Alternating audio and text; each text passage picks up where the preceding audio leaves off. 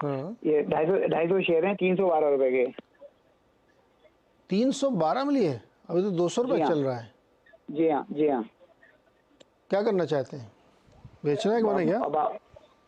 अब आप बताइए। सरवेन जी, क्या किया जाए? इंडियाबुल्स हाउसिंग फाइनेंस में 105 रुपये पर शेयर का लॉस है इनको। देखिए, आई थिंक मुश्किल ट्रेड हो गया इनका। अब यहाँ से थोड़ा सा मुश्किल ये रहेगी कि भाई आपको ये देखना है कि भाई अब यहाँ पे पुल बैक्स कहाँ तक आ सकते हैं। मुझे इनके भाव आने में तो अब देखिए टाइम है, यहाँ पे मुझे लगता है कि भाव आने में तो काफी टाइम लगेगा इनको। और अब थॉट यही है कि भाई इन इन भाव से तो मैं इनको यहाँ पे बेचने तो नहीं बोल सकता हूँ। तो थॉट यही रहेगा कि मेरे ख्याल से ट्रेड में फिलहाल बने रहें और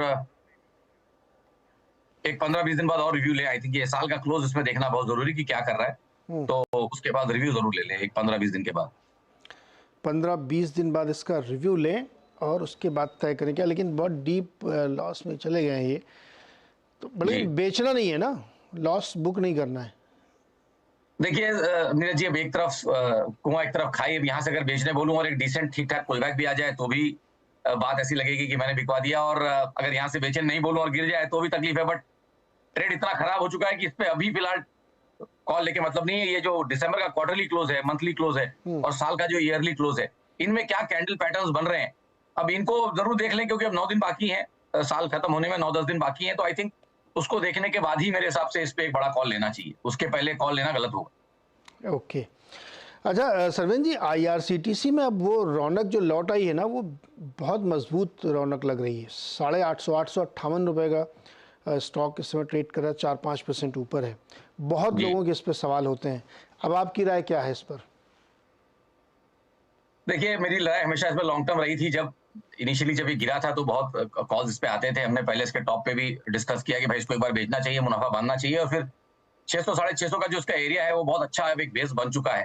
तो इनमें जरूर ये ध्यान रखिए कि भाई अब आपको इन दायरों में ये समझना पड़ेगा कि अब इसके आपको 12 से 18 महीने के व्यूज निकालने पड़ेंगे। अब ये कोई ट्रेडिंग स्टॉक नहीं है और अच्छा ब्रेकआउट यहाँ हुआ है। तो मेरा थॉट यही है कि जो इसकी पिछली रेंज थी 750 नहीं निकाल पा रहा था किन्हीं कारणों से लास्ट 6-9 महीनों में, उस एरिया को बहुत अच्छे से इसने 750-780 के एरिया को बहुत अच्छे से निकाल दिया है।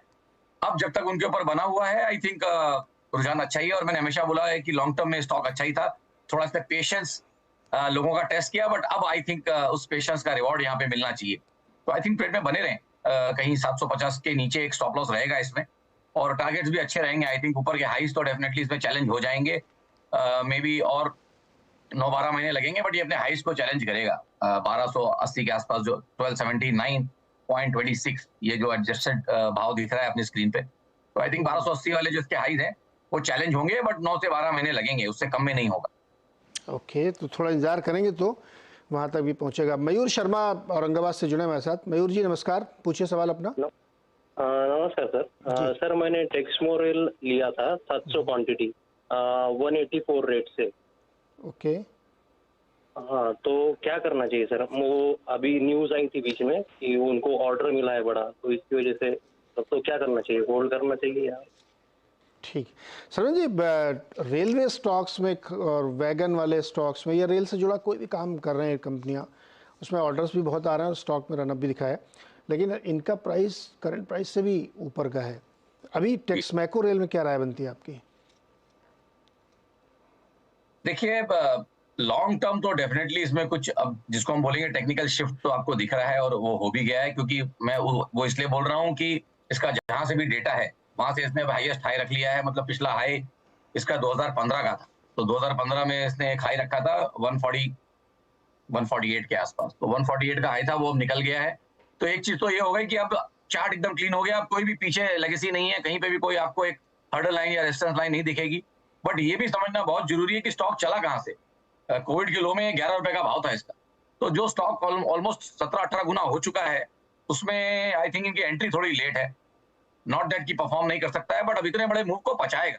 मेरा मानना यह है कि इस मूव को ये पचाएगा और अब इसकी एक रेंज बनेगी तकरीबन 130 से लेके यही 170-80 तक, और इस रेंज में थोड़ा टाइम बिताएगा, उसके बाद ही तो चल पाएगा। इतनी जल्दी स्ट्रेट अवे यहाँ से भाग जाएगा 18 गुना होने के बाद और 2-4 गुना हो जाएगा, ऐसा यूजुअली होता नहीं है। उसकी प्रोबेबिलिटी कम है। तो आई थिंक पेशेंस इनको इसमें बैठना पड़ेगा। मुझे यहाँ एक रेंज बनती हुई दिख रही है 130 से लेके ब्रॉडली 175 तक। जिसमें ये कम से कम 6-9 महीने निकालेगा, उसके बाद आपको कहीं इसमें एक ट्रेड आते हुए आगे दिखेगा। तो लंबा इंतज़ार अगर आप कर सकते हैं तो इसमें आपको रुकना चाहिए मयूर जी, क्योंकि ये ऑलरेडी काफ़ी रन अप है और जैसा कि सरविंद बता रहे हैं कि एक लंबी रेंज इसको बनानी पड़ेगी, उसमें समय भी काफ़ी देना पड़ सकता है आपको।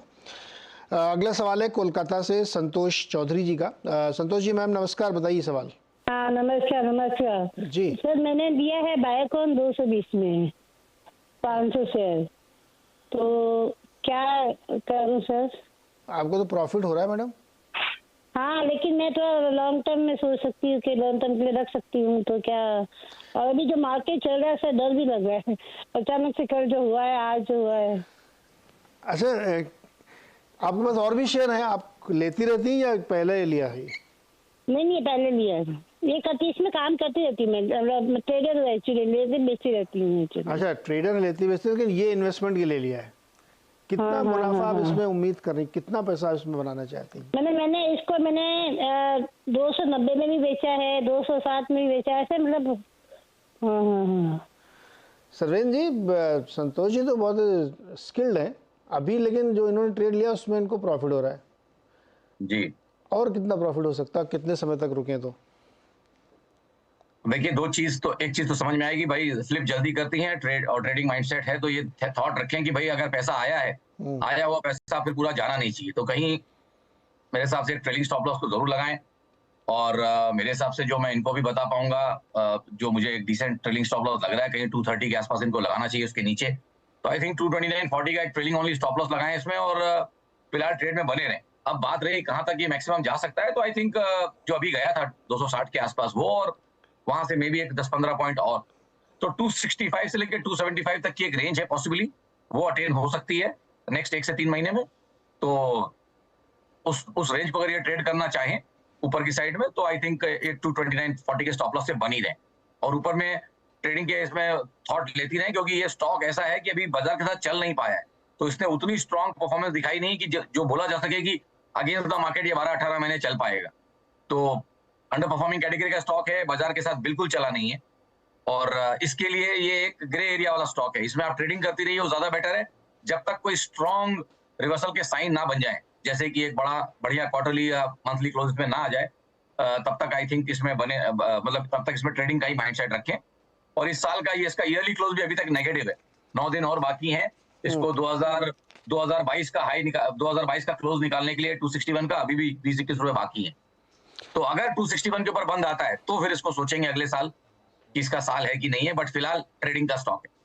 तो अभी तो इनको जो बन रहा है 20-25 रुपए बांध लें, क्यों रिस्क लें? हाँ, अगर ट्रेडिंग के माइंडसेट से बांधना चाहे तो बिल्कुल बांध लें, और अगर ट्रेलिंग स्टॉप लॉस से खड़े रहें तो 10 रुपए बनेंगे, 8-9 रुपए बनेंगे, फिर भी 229 के स्टॉप लॉस से भी खड़ी सकती है। चॉइस मैं इनके ऊपर छोड़ रहा हूँ, बट है ये ट्रेडिंग स्टॉक, इसमें स्ट्रेंथ नहीं है अभी तक, उतनी बड़ी लॉन्ग टर्म स्ट्रेंथ नहीं है जितना ये चाह रही है लॉन्ग टर्म होल्ड करना, ऐसा कोई संकेत बन नहीं रहा है जी। तो ये राय संतोष जी के लिए। चलिए अगला सवाल है उदय का, जमशेदपुर झारखंड से मेरे साथ जुड़े हैं।